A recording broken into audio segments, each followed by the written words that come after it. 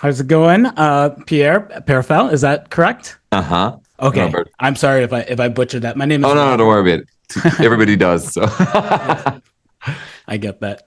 Yeah, I'm from a podcast called Mixed Take, and we're just trying to highlight voices, diverse voices from around Hollywood and entertainment. And so, thank you for making time my, to chat. my pleasure, Robert. And congrats on another solid addition in the Bad Guys universe. Thank you. My son Raphael is a Bad Guys scholar in our house because of the books, and he loves the films. So thank you. Awesome. I wanted to just kind of chat real quick based on the topic of our podcast, but I noticed that the bad guys in this movie are trying to rebrand as good guys, and there's Uh-huh. some resistance from society. And I noticed that also not everyone in society is an animal. Some people are just straight human. What were some of the themes that you were hoping to communicate with some of these ideas?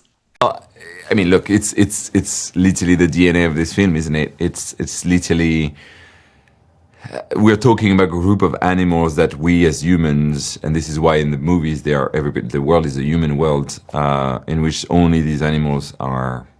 I mean, only these characters are animals.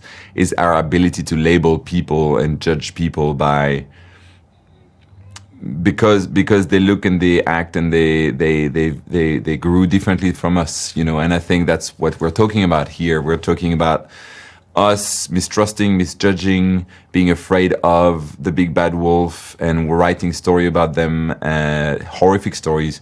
Same thing with a shark, and same thing with a snake, because we deem them as scary because they have fangs and because they have, and so obviously it's a metaphor, but I think we're really talking about labeling. You know, that's what it is all about, and that's what this franchise is all about. So we really explored deeply that theme in the first one when the bad guys wanted to change and you know, dust off their story and rewrite their story and just come across as good now and struggling at doing that. And then pay their dues ultimately at the end of the film by going to jail and paying for what they've done in the past, their bad actions, because, you know, bad actions have to be, you know, cleared at some point. And in the second one, we're really talking about what it means to reinsert a society that has been misjudging and having misconstrued ideas about you, and realizing that change doesn't happen overnight, you know, and change and acceptance doesn't happen overnight. And then Wolf is all about being accepted finally for who he really is meaning a good guy, deep down at heart, a kind person, and that happened to look a bit scary, but that's it. But society doesn't want him, still doesn't quite trust that he's changed. Well, the movie has a lot of heart. It's really funny as well. Thank you. I died laughing at a few parts. I don't want to give away the ending, but when they're coming back into the atmosphere Yeah. and they're like, "We're gonna get back," or die trying, and there's that cut scene, I about died. Yeah. I did notice, you know, of course, this is carrying over again from the first film, but I didn't get to speak with you after the first film, and these two films really do go well together. The cast is so diverse in terms of culturally and ethnically. This is an animated film. Did you find that it was important to have a diverse cast, or is this just you just had your favorite actors and you wanted to go with that?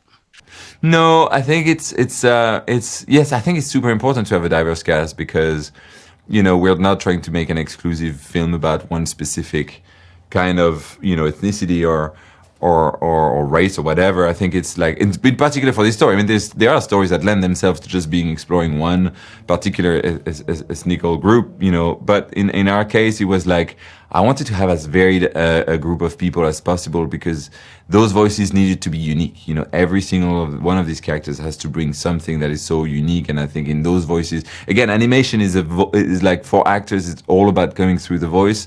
And for me as an animator, I just want to hear just a wide range of voices and wide range of personalities. And it's also like it really is an exploration of the human experience as a whole, you know. And I think you know, grabbing as many people as from different cultures as possible is super important to me. And so and to not just to me, by the way, to the entire team, to the entire crew, we wanted to just show that on screen, you know.